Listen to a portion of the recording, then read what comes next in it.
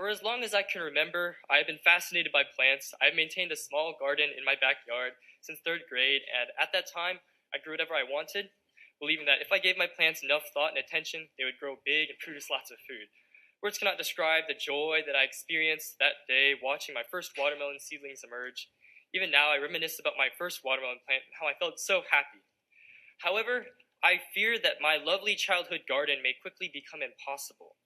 Climate change has recently led to droughts, restricting the use of water, and in addition, climate change has also recently contributed to extreme weather conditions. Beyond my own garden, climate change will have a greater impact on other farms and our nation's food supply. And so I want to help preserve the world for the next generation so they may have the chance to experience the same joy that nature also brought me. It's because I fear that the generations after me will live on a different planet, a warmer planet with extreme weather and a loss of wildlife. This has led me to found and act as the president of the Austin's chapter for Students for Climate Action. We are a group of youth in Austin representing many districts and high schools dedicated to advocating for climate protecting legislation. Currently, one of our goals is to further the discussion of LED lighting in Austin, street lighting in particular, in places that may lack visibility. Although we do acknowledge and greatly appreciate the City Council's support for LED lighting, because I know you guys require LED lighting to be placed in new buildings. But however, we do ask that you prioritize the installation of LED lighting in parts of Austin that may not yet benefit from it. Because better street lighting has been shown to reduce crime rates, so it's a win-win situation there. I'd like to end with thanking you for all your hard work to making Austin such a great place and such a leader in renewable energy. And I love that our city is committed to 100% renewable energy by 2050, and I'm optimistic that we'll be able to get that goal, 100% energy, sooner. And I've also been a benefiter of the Austin Youth Council with Dr. Eugene here and Maeve, who will speak after me. And I'm thankful for your guys' support for this council that has given me lots of inspiration and leadership skills.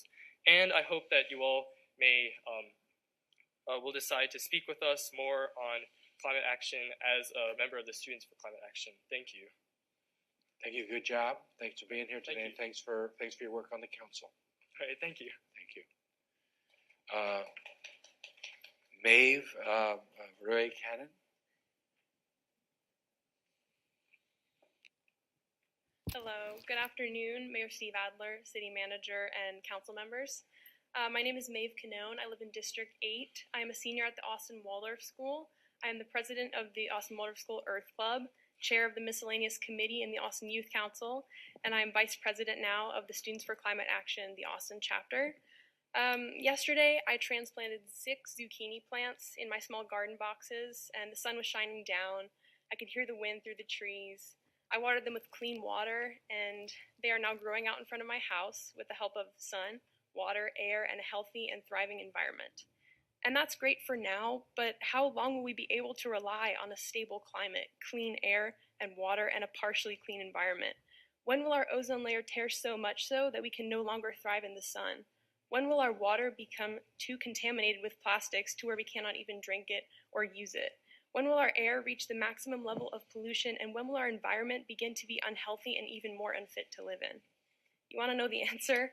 It happens when we don't take charge or make change. It happens when we fall back and we disbelieve in the proof and findings of climate sciences. It happens when we let human disturbance take control. And it happens when we let greed and wealth override our love and respect for the earth, our home. The sad truth is, it's already happening. It's been happening for years now. And there's still a severe lack of action on the state level here in Texas.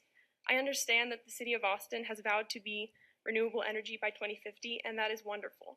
However, we believe it is entirely possible to be 100% renewable energy and green jobs sooner. We, the Austin Students for Climate Action, part of the national organization Students for Climate Action, we believe that we can do more. As you heard, our goal is to connect with elected officials and hold them accountable in regards to climate action policies. We are a growing group of motivated youth striving to ensure that the legislation we support does not get shut down because it is considered unconstitutional. Our current goals consist of pushing legislation that prohibits the building or continued use of coal plants in the state of Texas, and furthering the discussion of eco-friendly street lighting in the places that lack visibility at night here in the city. In terms of fossil fuel plants, to my current knowledge, there is no legislation prohibiting the building or continued use of fossil fuel plants, including the 2 nuclear power plants, extensive coal-powered plants, and unlimited petroleum refineries. What we, the Austin Students for Climate Action, are looking for is legislation and new policies that prohibit the continued use of such plants. We understand that Texas has great concerns regarding shutting down such plants because of wealth and jobs. However, there are other ways of creating wealth for a state. For example, when cities switch to LED streetlights, it cuts down their costs by a significant amount. Same goes for power plants. There is a lot of money in the renewable energy realm, and we want to show the state of Texas and its elected officials and representatives that. We need to speak up and show them that shifting to renewable energy and green jobs by 2050 is constitutional. Thank you for your time. Thank you.